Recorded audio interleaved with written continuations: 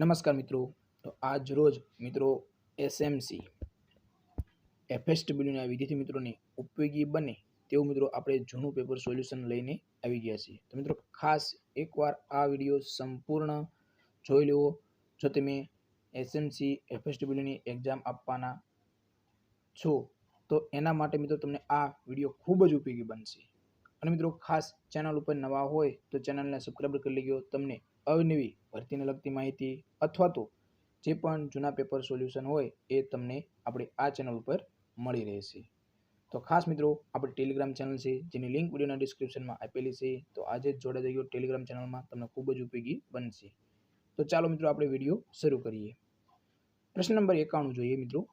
અંકુશકૃમિ એટલે કે હુકવોર્મ કયા રોગ માટે જવાબદાર છે મિત્રો?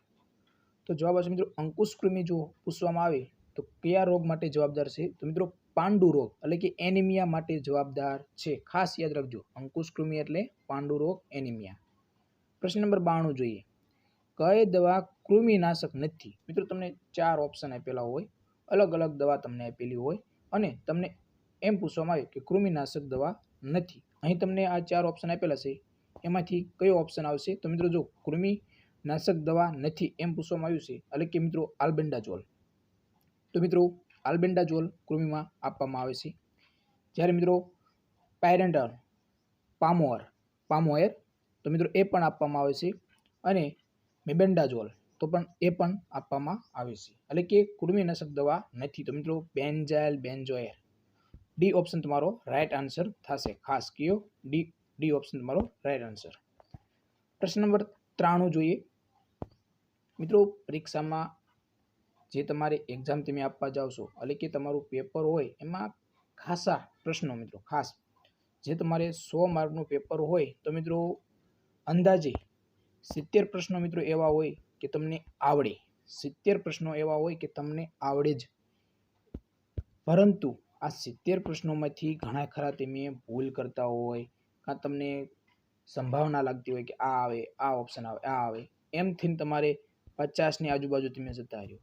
તો મિત્રો પ્રશ્નપત્ર જો ને એ 100માંથી તમને 70 પ્રશ્નો તો એવા જ હોય કે સાવ સરળ હોય, તમને આવડે એવા જ હોય, પરંતુ જે 30 પ્રશ્નો છે એ થોડાક મધ્યમ, થોડાક અઘરા એવી રીતે મિત્રો પૂછવામાં આવતો એક પેપરની પેપર સ્ટાઇલ હોય. તો મિત્રો ખાસ જે આપણે આ 70 હોય એમાંથી આપણે 65 જો લાવી દેવી, ખાસ મિત્રો કેટલા? 65, 60 નહીં પરંતુ 65 જો લાવી દીધા હોય તો 30માંથી આપણે 10 અથવા 15 માર્ક આવી જાય તો મિત્રો તમારું મેરિટ ખૂબ જ સારું બની જાય મિત્રો. તો ખાસ એ યાદ રાખવી એક બાબત, કારણ કે પ્રશ્નો ઘણા ખરા રિપીટ થતા હોય છે. એટલે હું તમને કહું છું કે જૂના પેપર સોલ્યુશન અવશ્ય એકવાર કરી લેવા. જો ક્યાંય ન મળે તો મિત્રો આપણી યુટ્યુબ ચેનલ ઉપર તમને મળી રહેશે. પ્રશ્ન નંબર 93 જોઈએ. 1 મહિનાના બાળકમાં 1 મિનિટમાં શ્વાસોચ્છ્વાસ એટલે કે શ્વસન ગતિનો દર કેટલો હોય તો તે બાળકને ન્યુમોનિયા થયો છે તેમ કહી શકાય? તો મિત્રો 60 કે તેથી વધારે હોય તો મિત્રો તેને ન્યુમોનિયા થયો છે તેવું મિત્રો કહી શકાય. તો સી ઓપ્શન તમારો રાઈટ આન્સર થશે મિત્રો, ખાસ યાદ રાખજો. પ્રશ્ન નંબર 94 જોઈએ. સક્રિય રોગ પ્રતિકારક શક્તિ કઈ રીતે મળી શકતી નથી મિત્રો? તમારે પ્રશ્ન ખાસ મિત્રો એકવાર અવશ્ય સંપૂર્ણ શાંતિથી વાંચવાનો છે મિત્રો. ઘણા ખરા પ્રશ્નો લાસ્ટમાં છે કે નથી એના લીધે તમારે ઘણા ખરા વિદ્યાર્થી મિત્રોને ભૂલ થતી હોય છે. તો મિત્રો અહીં તમને નથી પૂછવામાં આવ્યું છે સક્રિય રોગ પ્રતિકારક શક્તિ કઈ નથી. તો મિત્રો એન્ટીસીરાના ઇન્જેક્શન લેવાયથી, ખાસ મિત્રો એટલે કે બી ઓપ્શન તમારો જવાબ થશે. એ ઓપ્શન કેવો છે પૂછવામાં આવ્યો છે કે રોગ થવાથી, સબક્લિનિકલ ચેપથી, રસીકરણ દ્વારા. તો મિત્રો આ બધા જે સક્રિય એટલે કે રોગ પ્રતિકારક શક્તિ નથી એવું પૂછવામાં આવ્યું છે, જ્યારે એ છે. પ્રશ્ન નંબર 95 જોઈએ. વેક્સિન વાયલ મોનિટર એટલે કે વીવીએમ નો સૌપ્રથમ ઉપયોગ કઈ રસી એટલે કે વેક્સિનમાં કરવામાં આવ્યો મિત્રો? ખાસ વેરી મોસ્ટ આઈએમપી ક્વેશ્ચન. વીવીએમનો ઉપયોગ સૌપ્રથમ કઈ વેક્સિનમાં કરવામાં આવ્યો મિત્રો? વેરી મોસ્ટ આઈએમપી ક્વેશ્ચન મિત્રો. ઓરલ પોલિયો વેક્સિન, ઓપીવી, જે મોં દ્વારા આપતી બાળ લકવાની રસી, એટલે કે એ ઓપ્શન તમારો રાઈટ આન્સર થશે મિત્રો. Very most important question. પ્રશ્ન નંબર 96 જોઈએ મિત્રો. કઈ રસી લાઈવ એન્ટ્યુનેટેડ, ખાસ મિત્રો લાઈવ એન્ટ્યુટેડ એટલે કે તીવ્રતા ઓછી કરેલ જીવંત વિષાણુ કે જીવાત ધરાવતી નથી મિત્રો. ખાસ જે રસી નથી. તો મિત્રો તમને અહીં પૂછવામાં આવ્યું છે કે કઈ લાઈવ એન્ટ્યુનેટેડ એટલે કે તીવ્રતા ઓછી કરેલ જીવંત વિષાણુ કે જે રસી નથી મિત્રો, એવું પૂછવામાં આવ્યું છે. તો મિત્રો ત્રિગુણી રસી એટલે કે એ ઓપ્શન તમારો રાઈટ આન્સર થશે મિત્રો. પ્રશ્ન નંબર 97 જોઈએ. પેન્ટાવેલેન્ટની રસી કયા રોગ સામે રક્ષણ આપતી નથી મિત્રો? પેન્ટાવેલેન્ટ કયા રોગ સામે રક્ષણ આપતી નથી? તમને 4 ઓપ્શન આપેલા છે. ધનુર, ડિપ્થેરિયા, હેપેટાઇટિસ એ અને એચ ઇન્ફ્લુએન્ઝા બી થી થતા રોગ. તો મિત્રો તમને અહીં 4 ઓપ્શન આપેલા છે, તમારે સિલેક્ટ કરવાનો છે. તો જવાબ આવશે તમારો હેપેટાઇટિસ એ, જે સાદો કમળો એ પેન્ટાવેલેન્ટ રસી જે રક્ષણ આપતી નથી મિત્રો. ધનુરમાં આપે છે, ડિપ્થેરિયામાં આપે છે, એચ ઇન્ફ્લુએન્ઝા બી થી થતા રોગોમાં પણ એ રસી રક્ષણ આપે છે મિત્રો. પ્રશ્ન નંબર 98 જોઈએ. 1 મહિનાથી નાના બાળકને બીસીજીની રસીનો કેટલો ડોઝ અપાશે મિત્રો? ખાસ 1 મહિનાથી નાનું પૂછવામાં છે, એક પ્રશ્ન નહીં, ખાસ યાદ રાખજો. આ ઘણી ખરી કન્ફ્યુઝન થઈ શકે. 1 મહિનાથી નાના બાળકને બીસીજીનો રસીનો કેટલો ડોઝ આપશો અથવા? તો મિત્રો જવાબ આવશે 0.05 મિલી. પ્રશ્ન નંબર 99 જોઈએ. બહરૂપતા કયા રોગમાં જોવા મળે છે મિત્રો? ખાસ બહરૂપતા કયા રોગમાં જોવા મળે છે? તો જવાબ આવશે અસવડા. શું જવાબ આવશે? એ ઓપ્શન અસવડા. પ્રશ્ન નંબર 100 જોઈએ. મોંમાં પહેલી અને બીજી દાઢની ઉપરની ભાગે આવેલ શ્લેષ્મ ત્વચા ઉપર દેખાતા રાખોડી રંગના ચકામા એટલે કે કોપ્લિક સ્પોટ કયા રોગના બહુ વહેલા નિદાન માટે ઉપયોગી છે મિત્રો? આ વેરી મોસ્ટ ઇમ્પોર્ટન્ટ ક્વેશ્ચન મિત્રો. ઘણી ખરી એક્ઝામમાં પૂછાઈ ગયેલો પ્રશ્ન મિત્રો. ખાસ જે આ કોપ્લિક તમને અહીં પૂછવામાં આવે છે મોસ્ટ, કે કોપ્લિક સ્પોટ કયા રોગના બહુ વહેલા નિદાન માટે ઉપયોગી છે મિત્રો? તો જવાબ આવશે ઓરી measles. Very most important question મિત્રો. ખાસ જૂના પેપર એકવાર અવશ્ય કરી લેવા. તમને મિત્રો બેઠા પ્રશ્નો આવશે ને એટલે તમને ખૂબ જ તમને એક્ઝામ ટાઈમે એમ થશે કે ના, આપણે બધું જ વાંચેલું છે ને આપણને બધું જ આવડે છે. ખાસ તમને ખૂબ જ ઉપયોગી થશે. એકવાર અવશ્ય જૂના પેપર સોલ્યુશન કરી લેવા, જેથી તમને ખૂબ જ ફાયદો થશે પેપર આપવામાં. પ્રશ્ન નંબર 101 જોઈએ. માઇકોબેક્ટેરિયમ ટ્યુબરકોલોસિસ નામના જીવાણુની શોધ કયા વૈજ્ઞાનિકે કરી મિત્રો? ખાસ માઇકોબેક્ટેરિયમ ટ્યુબરકોલોસિસ બેક્ટેરિયાની શોધ એટલે કે જીવાણુની શોધ કોણે કરી, કયા વૈજ્ઞાનિકે કરી મિત્રો? તો ડોક્ટર રોબર્ટ કોક. ક્યારે મિત્રો? 1982 કે 1882 મિત્રો. ખાસ રોબર્ટ કોક દ્વારા શોધ કરવામાં આવી હતી મિત્રો. ખાસ યાદ રાખજો પ્રશ્ન નંબર 102 જોઈએ. ટીબીની સારવારમાં અપાતી કઈ ગોળી લેવાથી લાલ રંગનો પેશાબ આવી શકે? ખાસ વેરી મોસ્ટ ઇમ્પોર્ટન્ટ ક્વેશ્ચન. અને આ પ્રશ્ન ઘણી ખરી એક્ઝામમાં રિપીટ થયેલો પ્રશ્ન મિત્રો. ટીબીની સારવારમાં જે દવા આપવામાં આવશે, જે એ દવા લેવાથી મિત્રો ખાસ તમારો પેશાબ રહ્યો ને એ લાલ કલરનો આવવા લાગે.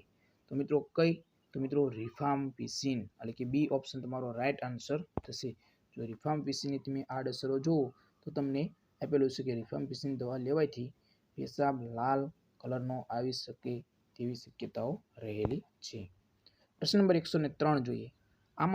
આમાંથી કયા જીવાણુ ઝાડાનો રોગકારક નથી મિત્રો? ખાસ આમાંથી કયા જીવાણુ ઝાડાનો રોગકારક નથી? તો મિત્રો ટાર્સિનિયા પેસ્ટિસ. ડી ઓપ્શન તમારો રાઈટ આન્સર થશે. પ્રશ્ન નંબર 104 જોઈએ. ફાલ્સીપેરમ મેલેરિયાની સારવારમાં અપાતી આર્સેનિક કોમ્બિનેશન થેરાપી એટલે કે એસીટી.